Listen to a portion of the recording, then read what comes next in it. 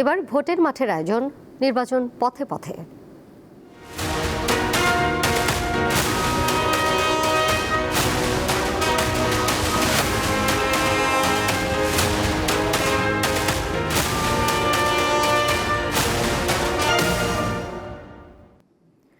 নির্বাচনী প্রচারণার খবর জানাতে চট্টগ্রাম থেকে এই মুহূর্তে আমার সাথে সরাসরি যুক্ত রয়েছেন সহকর্মী জহিরুল মোহসান।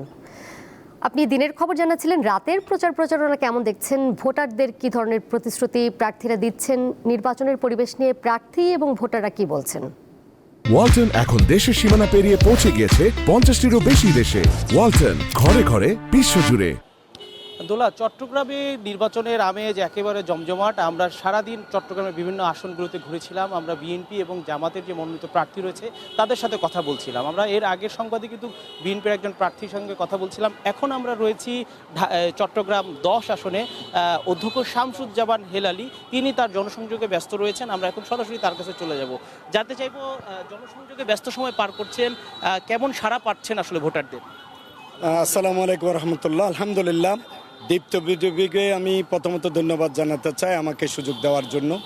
আমি তো সেই সকাল থেকে গণসংযোগে ব্যস্ত। আমি আপনাকে অত্যন্ত আনন্দের সাথে আল্লাহ শুকরিয়া আদায় করছি যে চট্টগ্রাম 10 আসনের মানুষ আমাদেরকে ভোট দেওয়ার জন্য মুখিয়ে আছে। আমি মানুষের ভাষা বোঝার চেষ্টা করেছি। তারা আমাকে দীর্ঘদিন ধরে আমি তাদের সাথে সময় কাটানোর কারণে, এবং আমি ষোলকবর ওয়ার্ডে কাজ করেছি অনেক দিন আগে থেকেই। প্রায় 35 বছরের রাজনৈতিক অভিজ্ঞতা আমার চট্টগ্রাম মহানগরীতে। আলহামদুলিল্লাহ, চট্টগ্রামের 10 আসনের মানুষ এবার আমাদেরকে নিরাশ করবে না।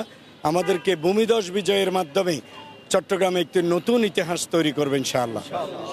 ভোটারদের, আপনাদের কাছে ভোটাররা কি প্রত্যাশা করছে এবং আপনারা কি আশ্বাস দিচ্ছেন? আসলে ভোটারদের প্রধানতম প্রত্যাশা হলো তারা উন্নয়ন, এটে সেটি এগুলো পরে। তাদের বক্তব্য হলো আপনাদেরকে আমরা খুঁজে পাবো কিনা।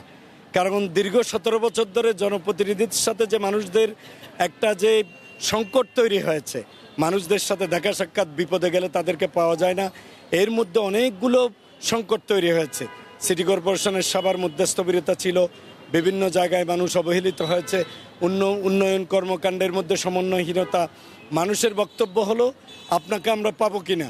আমি তাদেরকে আশ্বস্ত করেছি ইনশাআল্লাহ তারা আমাকে ডাকলেই তাদের কাছে আমি হাজির হব। এবং আমি প্রত্যেকটি ওয়ার্ডেই আমার আলাদা আলাদা, আল্লাহ যদি আমাদেরকে নির্বাচিত করেন, 8 ওয়ার্ডে 8টি সংসদীয় কার্যালয় থাকবে, যেখানে আমি প্রতি সপ্তাহে, প্রতি মাসে, 2 মাসে, 3 মাসে বৈঠক করব এবং জনগণের সমস্যাগুলো শোনার চেষ্টা করব, সমাধানের আশ্বাস দেব, এবং আমি আমার কাজগুলো ওখান থেকেই বাস্তবায়ন করব। আপনার কাছে সর্বশেষ প্রশ্ন, জয়ের ব্যাপারে আপনি কতটা আশাবাদী? আলহামদুলিল্লাহ, আলহামদুলিল্লাহ, আলহামদুলিল্লাহ, আমি জয়ের ব্যাপারে 100% আশাবাদী।